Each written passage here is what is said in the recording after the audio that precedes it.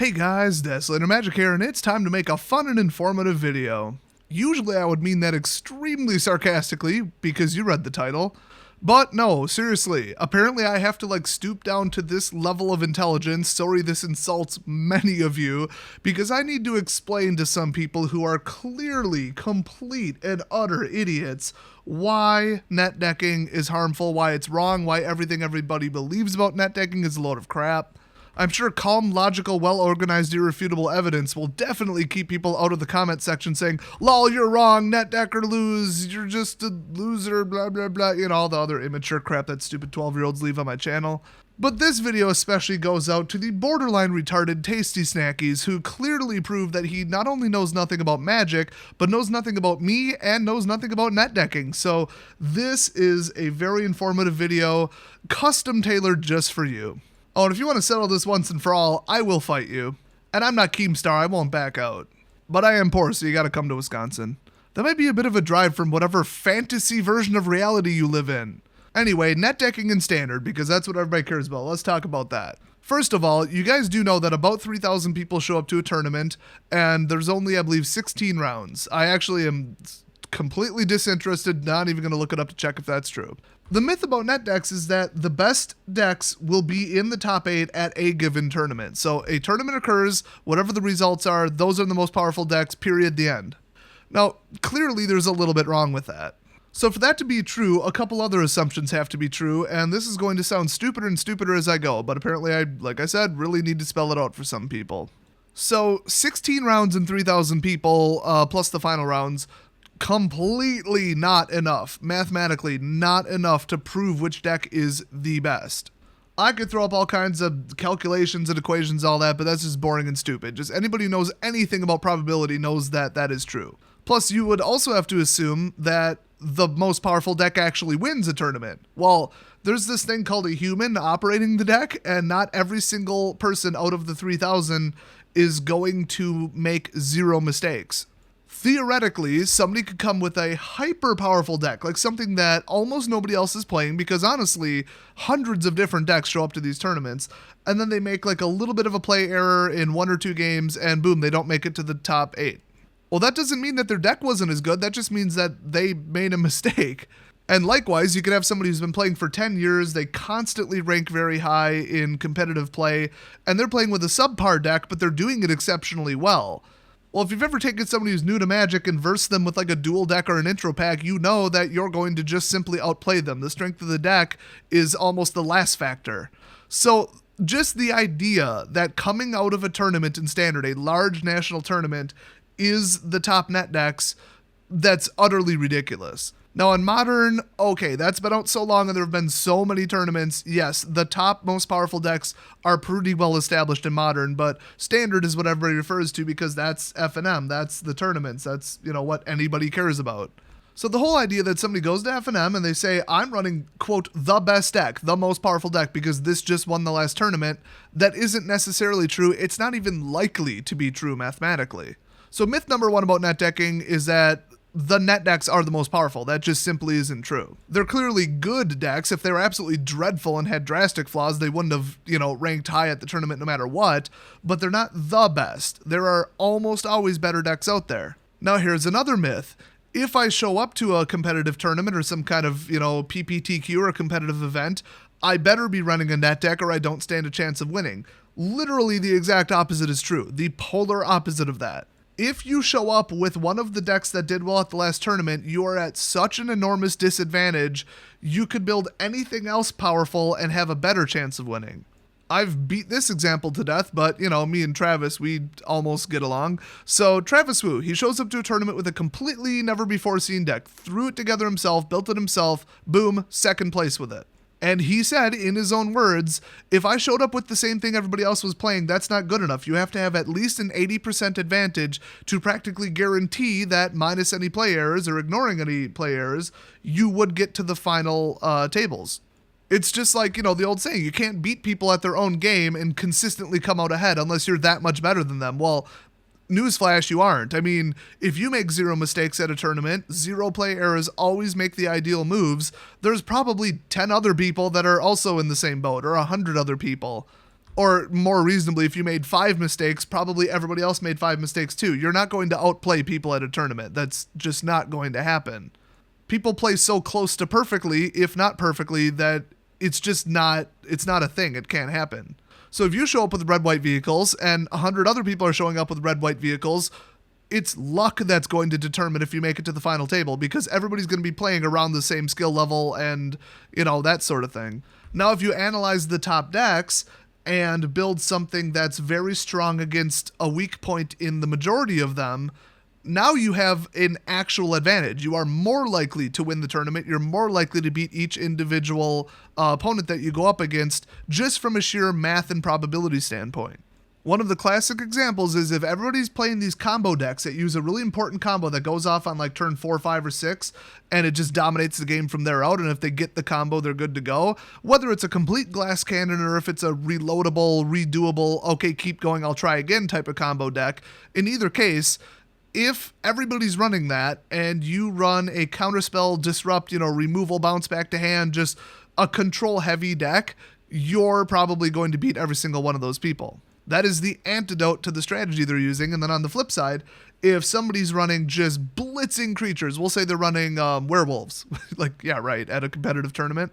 But if they're running werewolves, they're going to be running maybe like 2 spells and 8 creatures, times 4, give or take. These are all drastic oversimplifications. Well, if you run tons of creature shutdown, death touchers, first strikers, just anti-creature countermeasures, removal spells, board wipes, whatever. If that's what you're running, you have like a 95% chance of beating that person. I mean, it's astronomical how likely you are to beat that. So if you look at the top 8 decks from the last tournament and you say, I'm going to build anti-creatures because 73% of the decks look like they really relied on creatures. Without their creatures, they can't get anything going. They can't get any synergy. It's just, they can't get anywhere. They're so sensitive to removal that's what I'm going to play. How much more likely are you to win than if you say, oh, cool, that deck won, I'm going to bring that. Everybody's expecting it, first of all, and they know exactly what's in it the second they see it. I mean, you drop Aetherworks Marvel, they know you've got Emrakul in that deck. It's not a mystery. And if they know what's in your deck and what's in your hand, that's really bad. I mean, that's like double-digit percentage advantages right there. If they know exactly what they need to stop you instead of questioning every single removal spell and counterspell to see if there is something better coming later, yeah. So if you want to win on the competitive level, and even if you want to win at your local level, you have to look at what people are playing and then bring what beats it. Simple as that. If you want proof, it's like I always say, I have above a 50% winning record lifetime, and I've never played a net deck in my entire life. Is everybody at my LGS absolutely terrible and I'm just that good that I just keep beating them? Hell no. I would say that they, first of all, take the game more seriously than me while they're there, and 2, at the very least, are as good, if not better, of a player than me. So obviously my win percentage is just solely based on the fact that I'm bringing what I need to win. I know what other people are playing and I build what I need to do better than that. And just saying that logically, I mean, just come on, it just sounds right, even if you don't do any math or thinking about it further. So myth number, I think this is 2, is that you need to net deck to win anything. That it is exactly the opposite. Now, the one exception is if you really suck at deck building, or even if you're just okay at deck building, you've got to be really good at deck building to build a deck that's solid enough to win. So I definitely have to add that exception, and not everybody's good at or enjoys deck building. I get that. That's why people net deck. But let's get into point number 3. This isn't even a myth. This is just why you shouldn't do it. Just think back to the last year of playing Magic. What type of people net deck? What is their personality like, and do you like them as a person? Are they friendly? Are they nice? Or are they a dick? I mean, it's no surprise. I don't know. You might have an exception of an LGS. I've had people say, no, mine isn't like this, but as a whole, the people who are really arrogant, they think they're better than everybody else. They're just jerks. They're terrible people. Every time they go up against a new person, they act like it's just the end of the world because now they have to explain to them a couple rules and correct them. Oh, that's just so beneath them. Those are the net deckers. Those are the people bringing the top decks. And anybody who just rages out when they don't win, obvious net decker, because if they're so obsessed with winning, they just have to win at all costs. Why would they then, come up with some garbage deck? In their mind, the best deck is a net deck, which obviously I just dispelled that. So if they were to build their own deck, they would probably have a higher chance of winning. But in their mind, the best deck is the net deck because that's just the biggest myth ever. So they start bringing the net decks, and they're just terrible people. They don't even belong at F&M. They don't even belong in an LGS. No, that's just generalizing. It's just, okay, usually net deckers are terrible people. Is every last person who decides to copy down a tournament deck and play with it a jerk? No, but a huge percentage of them are. So among casual to semi-competitive players, everybody knows, everybody keeps this in the back of their head, whether they heard it from somebody else or they learned it themselves. If you're a net decker, you're probably a terrible person. The connotation is there, the association is there. Not much you can do about it other than disprove it by being nice to the person if you are a net decker. But let's be honest, that's not what those people are about. So terrible, awful, unfriendly, abrasive people, net deck. That's point number 3. So now we're going to move on to one of my favorites. What do they do to the card economy and what do they do to the local gaming store? They're kind of 1.5 points, so I'm putting them together. If everybody wants Smuggler's Copter, it's because it's an OP card, not because it's in one of the top decks. It's in all of the top decks. So yes, sometimes there's going to be a card so powerful, everybody wants it because the card is powerful. But the vast majority of the time, a card is like $3, even though it's just psychotically powerful. Oh, but it wasn't in any of the top tournament decks, so now it's $2. And then you have like a mediocre card. Like it's a good card, a solid card like Selfless Spirit. You know, there's nothing that special about it. It's just really good. But it's only about as good as any other really good rare, except that everybody put it in their decks. So now that everybody wants it because it's in all the top decks, oh, now it's scarce as hell and nobody can get their hands on it. So put yourself in the shoes of a local gaming store that actually sells singles, I should say, because not all of them do. You open up 3 boxes just so you got some singles, and then you got a buy list, you take some cards in on trade. So you sell, a binder full of about 4 of every rare mythic. Maybe 8, maybe higher. Well, everybody walks in and let's say 100% of the people there run just the top 3 net decks, and that's it. Well, guess what they're out of? Every rare and mythic that goes in that deck, and then all the rest of the cards sit there. Nobody wants the rest. You could have a perfectly good card, nothing wrong with it, fantastic card in Commander, just overall solid card, like some really solid kill spell or board wipe, but the store can't even move them because, everybody's net decking. They only want this exact list of cards, no differences, no variances. So what does that do? Well, it makes them less money, and the same thing scales up to huge sellers. They have to over-open. They have to open way more than they normally would, just to have enough, Gisellas and enough Chandras. Because if they sell out of Chandras, somebody's going somewhere else to buy the whole entire rest of their deck. But they will sell out of the same cards over and over and over right after a tournament occurs because everybody wants the top net decks.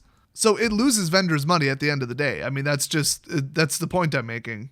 Sticking your local gaming store with cards and losing them money, not good if you want to, keep having a place to play, for example.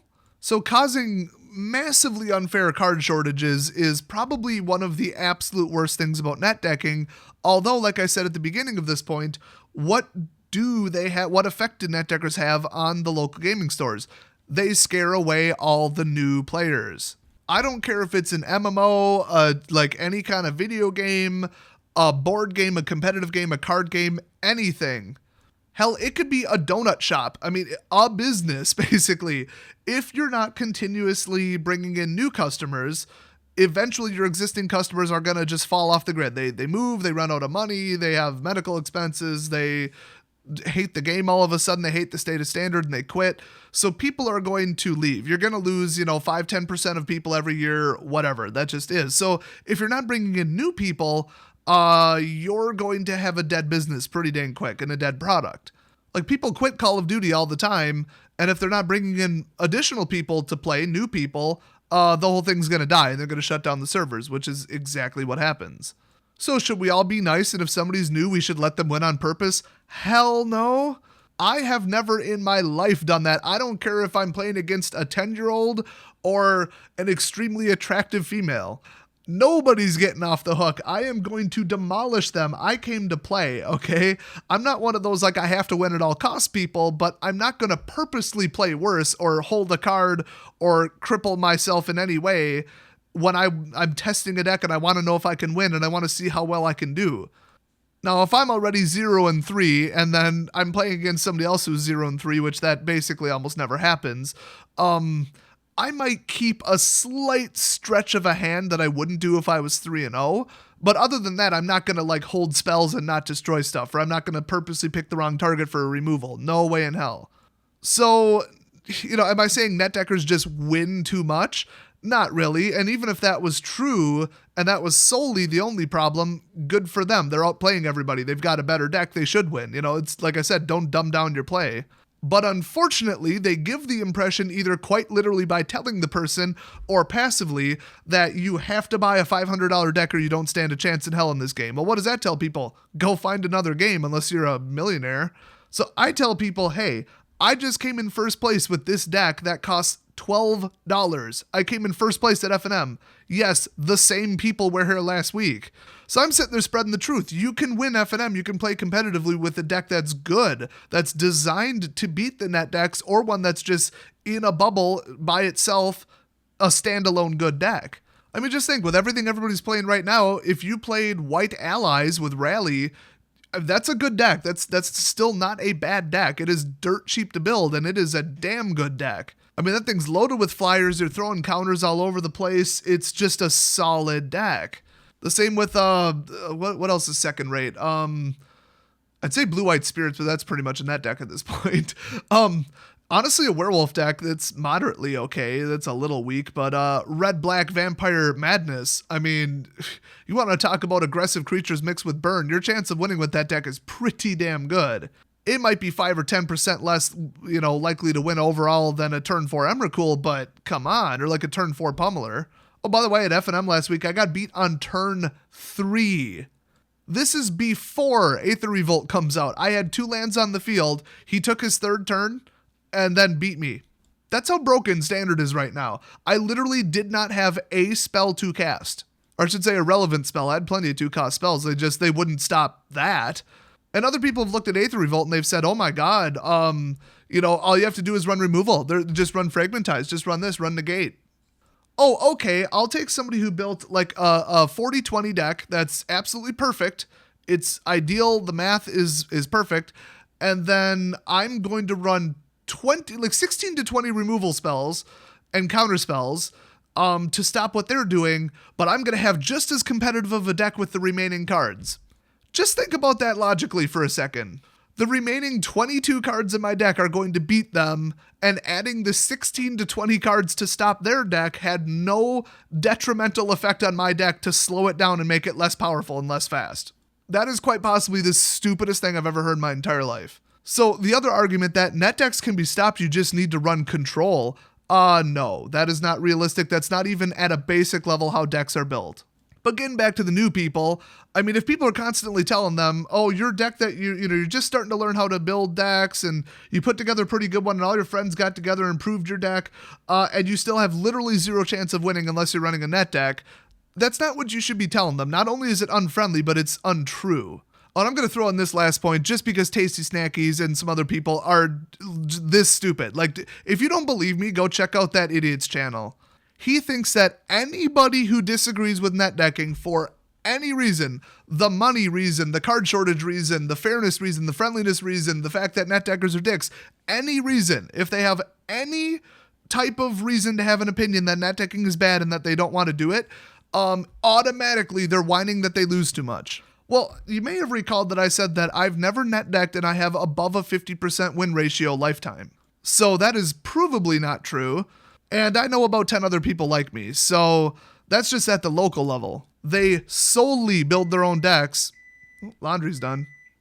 And they constantly win. I mean, they are on par or better than me at deck building and playing. So there are people that consistently win without net decking. It's not like they've somehow said, I'm not going to net deck and I'm going to be a martyr because I'm going to go to every F&M and go 0-5 or 2-3 because I'm okay with never winning ever. That could not be further from the truth. I mean, look at your own local gaming store. Do the net deckers win every single time, all 8 top spots consistently with no variation, nobody else winning? Even with the state of my old LGS, that is not true. I would say in the top, it was about 50% rogue deckers who are just exceptional players and exceptional deck builders, myself included. So on top of lying to new players and lying to everybody else saying, oh, you got to be running one of these 5 decks or you can't win. You literally can't win. It is impossible. Oh God, I just love when those idiots say that because I go find the person and correct it real damn quick. But then they spread the somewhat valid point that, oh, standard is way too expensive. Well, yes, if you net deck, add that little extra to it, then standard is way the hell too expensive. I mean, nobody should spend that much on any of those damn decks. And plus, people who look at one tournament result and build that deck, and then look at another tournament result and suddenly that deck's getting stomped, and so now they need a slightly 3% better deck because it turns out those weren't the top net decks. Shocker. So now they buy like another $300-$400 deck. Yes, it would get really expensive to be a stupid net decking sheep that does nothing but follow the tournaments and follow the pros like they're the word of God. Like everything they say in every deck they build is perfect, and that's what they need to follow blindly without thinking at all. Yes, in those stupid people's cases, standard is a little bit expensive. In pretty much any other case, I tell people to play Magic because it's so cheap. And I made an entire video in the past about why that's true, but you can usually build a solid deck. Like we're talking very competitive if you were to play it perfectly. You could probably put together a deck like that for between $15 and $50. It depends on if you really have to make it 2-color and if the 2-color fixing lands cost a fortune. That's pretty much the determining factor. But going to just, second-rate cards, which honestly are just as powerful, they just happen to not be in tournament decks, you can save a hell of a lot of money, and standard absolutely is not too expensive. Not at all. Modern is too expensive. So the next time some net decker says, oh, you're just against net decking because, let's see, what are all the myths? Because like you're too poor, or you're too stupid to run a top deck, or, all the idiot things that I've heard people say about non-net deckers. Like, oh, they're just so stuck in not, not wanting to follow somebody else that they lose constantly. Just all these other things. And they're like, that's why you're against net decking. No, it's actually every single thing I said in this entire video is why we're against net decking. But, it makes sense that these people wouldn't get it because, as I've stated in the past, net deckers are typically not the brightest players. They're not the best, not the most adaptive, creative, or intelligent. I mean, I can hand a chimpanzee a powerful deck, teach him how to play Magic, and he'd probably do okay with it and think, yes, it's all the deck. I beat people with decks I build all the damn time. Oh, and just to dispel one little myth, I like to post competitive decks. I also like to post fun decks that are fun to play. Not necessarily, oh, this is my new top deck, you're the most likely to win with it. No, it's like, hey, this is a riot to play with. Build it. And then, enjoy playing Magic with it. I would say that probably 60-70% of the decks I've posted on my channel in general are just meant to be fun, like themed decks. Like, oh yes, I like bolstering things. I like giant creatures. I like heavy control. That's my deck. I want to play that. I'm not presenting them as, oh, this is the most powerful deck ever. Build my deck or you're going to lose. In fact, there's really only 2 decks that I can think of that I've built that are, 3 actually, that are hyper competitive that will win. They are built to be the strongest, and they're what I actually play with. But of course, net deckers just, it's not even logic. It's not, oh, I thought about this logically and I made this determination. It's, I'm an arrogant jerk. I like to bully people. I like to, lord it over everybody else, how much better I am than them. So I'm going to take, all these different things that I can say about non-net deckers and throw them in everybody's faces to make myself feel better. That's what it's about at the end of the day. That is the explanation of why net deckers are the way they are, and on the flip side, that's why everybody hates them. And finally, which I should have said this at the beginning, because apparently some people still don't get this, net decking. Definition. Someone who copies one of the top tournament winning decks. Not they saw a deck list on a forum and thought that would be fun to play, so they built it because they hate coming up with their own decks. That is not net decking. Net decking implies that you built it on purpose because you think it's the best deck and you came to win with it. That's why you brought it to F&M. Oh my god, a level 483 Charizard just spawned in my apartment backyard and I just caught it. I multitask when I'm recording these. I'm dispelling myths about net deckers while doing laundry and catching Pokemon. I'm actually also cooking. So there's like 10 more things I could say to dispel the ridiculousness, all the misinformation about net decking and net deckers, but I think you guys get it at this point. You get what type of people they are and why they do what they do compared to actual reality, math, and probability, and the actual nature of the game, and what you actually have to do to win. Unfortunately, because of the wonderful winning attitudes of these wonderful net deckers, they're never going to get it. Even with the facts in their face, they're never going to admit that what they're doing is shady or wrong or immoral or detrimental to the game or rude or that their personality drives everybody else away. They're never going to admit it because in their own eyes, they're the best player in the world and they're pro level and blah, blah, blah. You guys have heard it all. That's why I hate them. That's why they're ruining the game. Plain and simple.